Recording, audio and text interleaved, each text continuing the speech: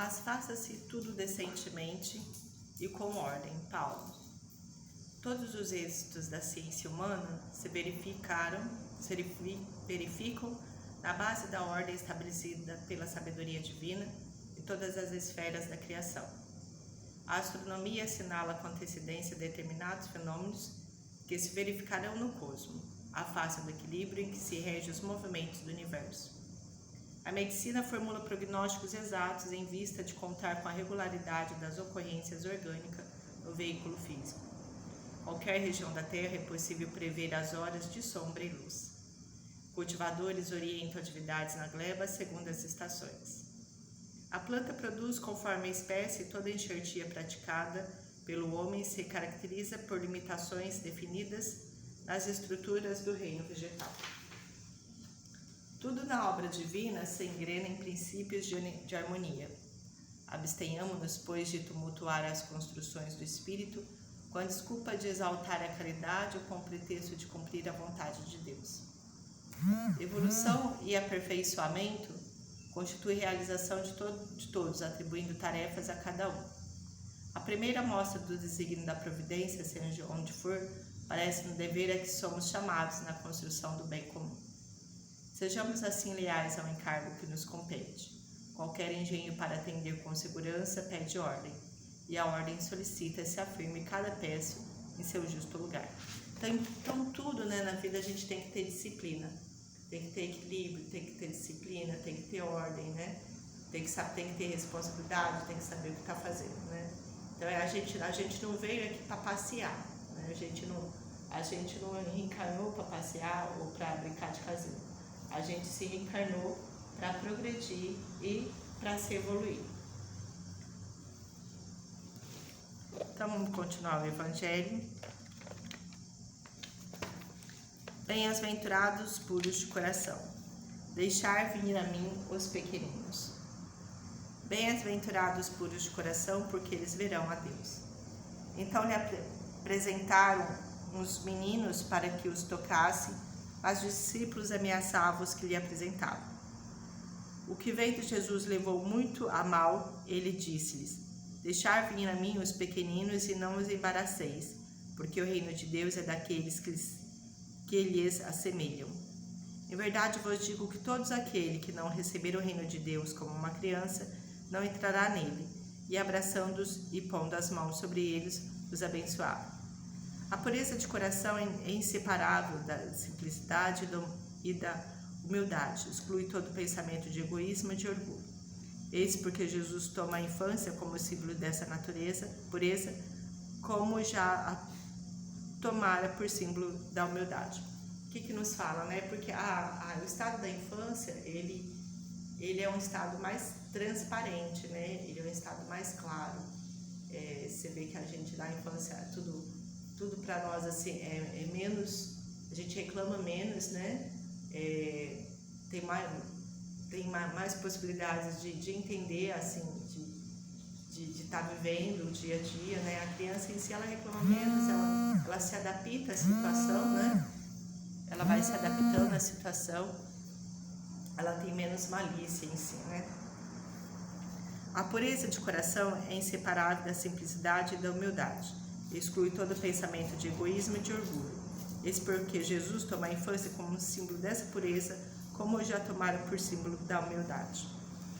Essa comparação poderia não parecer justa se considerarmos que o espírito da criança pode ser muito antigo e que ele traz ao renascer na vida corpórea as imperfeições de que não se livrou nas existências precedentes. Sim, todo espírito tem uma fase aqui no planeta Terra, Somente um espírito que chegou à perfeição poderia dar-nos o modelo da verdadeira pureza.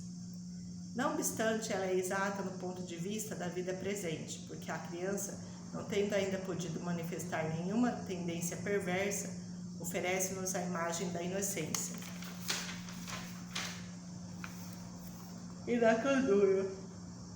Aliás, Jesus não diz de maneira absoluta que o reino de Deus é para elas, mas para aquelas que se assemelham.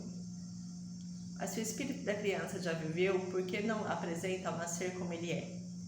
Tudo é sábio nas obras de Deus. A criança necessita de cuidados delicados que só a ternura maternal lhe pode dispensar. E essa ternura aumenta diante da fragilidade e da ingenuidade da criança. Para a mãe, seu filho é sempre um anjo, e é necessário que assim seja para lhe cativar a solicitude. Ela não poderia tratá-lo com a mesma abnegação se, em vez da graça ingênua, ele encontrasse sobre os traços infantis um caráter viril e as ideias de um adulto, e menos ainda se conhecesse o seu passado. Então, tudo é uma questão de compartilhar, né? Compartilhar naquele momento que se precisa, né? Então, a criança no estado primeiro dela, ela tem um estado frágil, né? Para que ela possa receber essa ajuda e a gente compartilhe da nossa condição a ajuda que pode ser dada, né? Tem alguns planos evoluídos que não tem a fase da criança, né? O espírito já vem mais amadurecido, né? São planos que não tem essa necessidade da aparência externa, né? Para que se haja alguma afinidade, né? São planos mais evoluídos. A gente que tem muita necessidade do externo ainda, né? Para ser recíproco em alguma coisa. É necessário, aliás, que a atividade do princípio inteligente seja proporcional à debilidade do corpo, que não poderia resistir a uma atividade excessiva do espírito, como verificamos nas crianças precoces. É por isso que, aproximando-se a encarnação, o espírito começa a perturbar-se e perde pouco a pouco a consciência de si mesmo.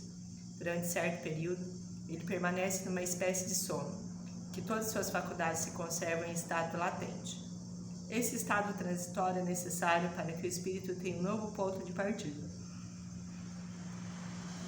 E por isso, o faz esquecer na sua nova existência terrena tudo que lhe pudesse servir de estorvo. Seu passado, entretanto, reage sobre ele e renasce para uma nova vida maior, moral e intelectualmente mais forte, sustentando-se secundando pela intuição e conserva da experiência adquirida, né? Será? Eu acho que deve ter algum lugar específico, né? Para estar ali formando, né? Essa passagem do espírito, que ele vai nascer aí, reencarnar, essa passagem de esquecimento, essa passagem de familiaridade, né? Que o espírito tem que ter quando vai se reencarnar e que não pode ter nenhuma perturbação externa, né? A partir do nascimento, suas ideias retomam gradualmente seu desenvolvimento, acompanhando o crescimento do corpo. Pode-se assim dizer que nos primeiros anos o espírito é realmente criança, pois as ideias que formam o fundo do seu caráter estão ainda adormecidas. Durante o tempo em que os seus instintos permanecem latentes, ela é mais dócil e por isso mesmo mais excessiva às impressões que podem modificar a sua natureza e fazê-la progredir, o que facilita a tarefa dos pais. O espírito reveste, pois, por algum tempo a roupagem da inocência, e Jesus está com a verdade quando, apesar da anterioridade da alma, toma a criança como símbolo da pureza e da simplicidade. Né? Então, quer dizer,